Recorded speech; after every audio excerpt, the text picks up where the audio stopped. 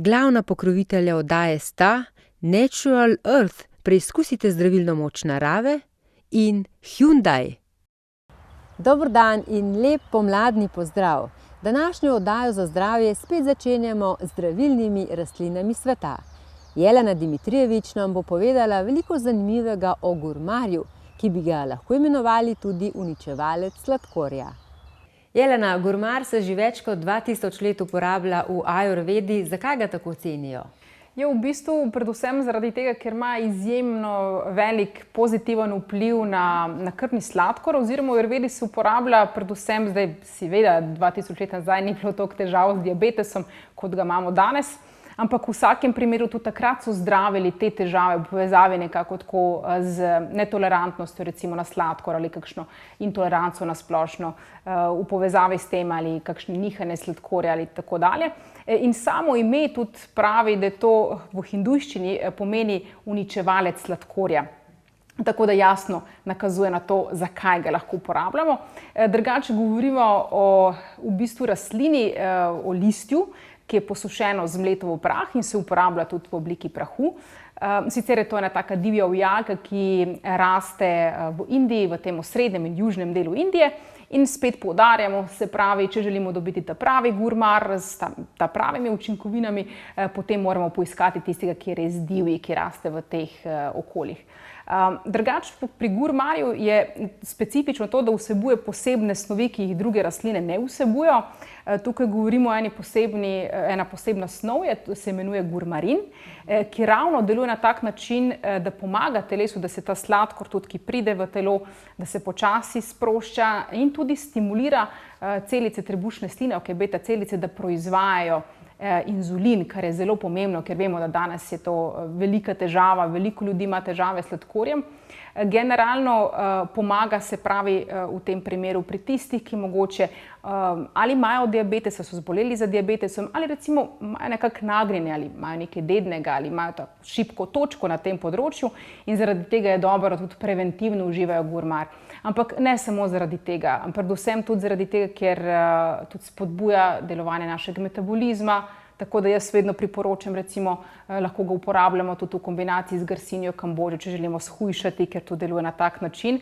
Ampak velikokrat strankam priporočam gurmar, če imajo težave z glivično okužbo, s kandido, ki nam je dosti znana, recimo te težave ravno v črevesju, ne govorimo tako. Tudi recimo zunanje, če imamo tu težave z glivicami, lahko naredimo kakšno pasto, pa damo gurmar in bo tudi delovala na tak način, ker v bistvu v Kansasu so delali eno raziskavo, kjer so ugotovili ravno to, kako gurmar deluje, da sta prepreči to spremembo v patogeno obliko, v patogeno glivico, ker vemo, kako je nevarna in toksična kandida in če uživamo gurmar in če imamo te težave, potem to preprečimo. Seveda, glavni namen gurmarja je v vsakem primeru to, da v bistvu uravnava krvni sladkor, da nam pomaga pri tem, če imamo s tem težave. Pa še ena zelo zanimiva stvar, spet v povezavi s sladkorjem vemo, da je sladkor zelo nevaren, povzroča različne težave, tudi nastanek kakšnih bolezni, kot so srčno-žilne, pa tudi na žalost rak. Hkrati se zmanjša spomin, slabša je koncentracija, smo bolj utrujeni, primanjkujejo nam minerali, se pravi, sladkor naredi res en kaos v našem telesu. In potem veliko je ljudi, posebej ženske, smo take, da nam bolj sladko paše, recimo tudi kot moškim, in potem ne vemo se brzdati in želimo veliko čokolade recimo pojesti, posebej, ko so taki specifični dnevi. Takrat nam lahko gurmar pomaga, ker ima eno specifično lastnost, da tudi izklopi receptore za sladko v naših ustih. Če recimo zaužijemo malo gurmarja, pa potem nekaj sekund ga zadržimo v ustih, pogoltnemo, pa probamo pojesti nekaj sladkega, v bistvu ne bomo nič čutili in ne bomo imeli take želje po sladkem. To je ena taka zelo, zelo zanimiva lastnost, ki jo ima tudi gurmar. Ja, in komu recimo se priporočate gurmar? V bistvu gurmar se priporoča vsem, ki imajo omenjene težave, se pravi predvsem tistim, ki resnično imajo težave pred diabetesom, ker to se tudi lahko zgodi, da je to ten tak začetek težav na tem področju. Tisti, ki recimo imajo tudi težave na splošno z inzulinom, ker dostikrat se zgodi, da nimamo diabetesa, ampak recimo imamo to odpornost oziroma inzulin ne more priti v celice. takrat potrebujemo nekaj, kar bo uravnavalo tudi pravilno ta sladkor v krvi.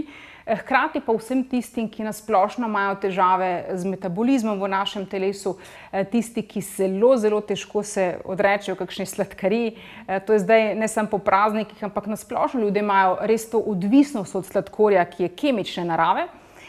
In vsem tistim, seveda, ki imajo težave s kakšno glivično okužbo, da se na tak način zavarujejo. Tako da v bistvu uživajo Gurmar na čist preprost način, zmešajo ga s poljubno tekočino, recimo lahko je voda, lahko je recimo kakšen sok, recimo dost se lepo sklada s kakšnimi citrusi, ker je malo bolj grenkega okusa in potem, če dodamo nekaj citrusov, recimo kakšen limonin sok, potem se zmanjša ta grenkoba, pa lažje zaužijemo in užijamo tako, da ga vzamemo pol ure pred obrokom. Če želimo uravnati res krvni sladkor ali želimo recimo zmanjšati to željo na splošno po hrani ali po sladki hrani, potem lahko užijamo Gurmar pred vsakim obrokom po eno čajno žličko, lahko pa je tudi samo enkrat na dan, recimo samo eno čajno žličko in zmeri prvo zadržimo malo v ustih, pa potem pogoltnemo in seveda je treba jemati dlje časa, se pravi, ni dovolj, da si nekaj naredimo sam, ne vem, 1, 2, 3 dni ali en teden, pa potem rečemo, ja, sem probal, pa mi nekako ne gre, ampak je treba res uživati dlje časa, narediti vsaj 3-mesečno kuro ali mogoče kakšen mesec več. Jelena, tule vidimo prah, Gurmar je v prahu. Zakaj je pomembno, da ga uživamo v tej obliki? Je v bistvu kot vse druge zdravilne rastline je zelo pomembno, da jih užijemo v prahu, zaradi tega, ker pol ni nikakršnih dodatkov, recimo magnezijev, starat, smukec, kakšne barvila, konzervansi. Hkrati pa dobimo največ učinkovin, kot potrebujemo, v taki so čim bolj naravni obliki, ker je zelo pomembno, da količinsko zaužijemo dovolj snovi, ki delujejo pozitivno na naše telo, kar ponavadi ne dosežemo, če užijemo recimo nekaj, kar je kapsuliziranega. Hkrati pa tudi, ko zaužijemo nekaj v prahu, se absorpcija teh snovi začne že v naših ustih, tako da zaradi tega zmeri priporočam, naj užijemo prehranska dopolnila, te čiste rastline v obliki prahu.